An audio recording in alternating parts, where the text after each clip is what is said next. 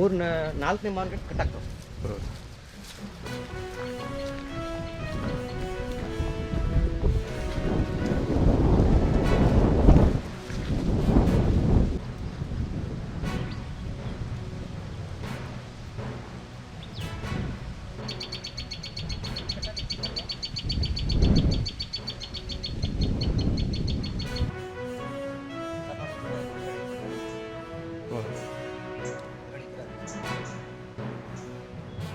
ಇರಿ ಅಲ್ಲೇ ತೋರಿಸು.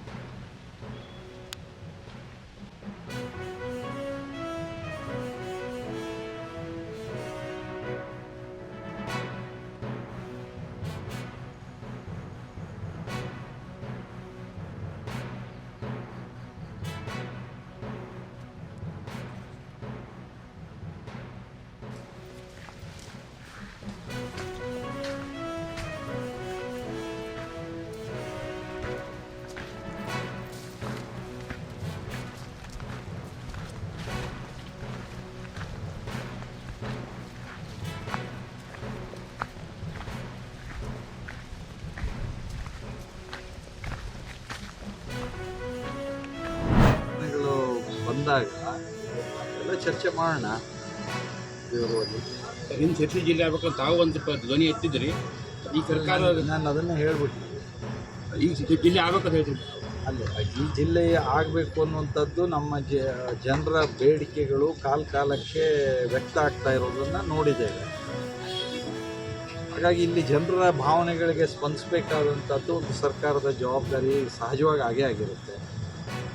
ಹಾಗಾಗಿ ಈ ರೀತಿಯ ಯಾವ ಯೋಚನೆ ಪ್ರಸ್ತಾವನೆ ಸಾಗರವನ್ನು ಉತ್ತರ ಕನ್ನಡಕ್ಕೆ ಅಥವಾ ಉತ್ತರ ಕನ್ನಡವನ್ನು ಸಾಗರಕ್ಕೆ, ನಮ್ಮ ಸಿದ್ದಾಪುರವನ್ನು ಅಲ್ಲಿ ಸೇರಿಸೋದು ಅಥವಾ ಇದನ್ನು ಇಲ್ಲಿ ಸೇರಿಸೋದು, ಈ ರೀತಿ ಯಾವುದು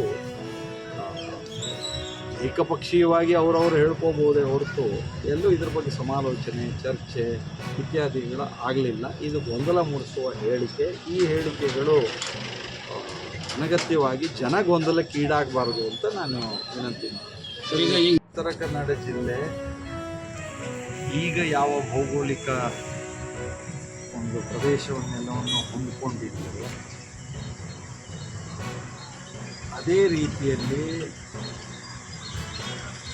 ಅದು ಮುಂದುವರಿತದೆ.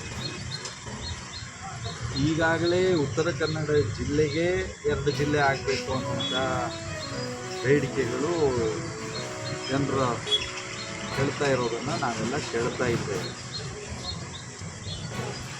ನನಗೆ ತಿಳಿದಂತೆ ಇದು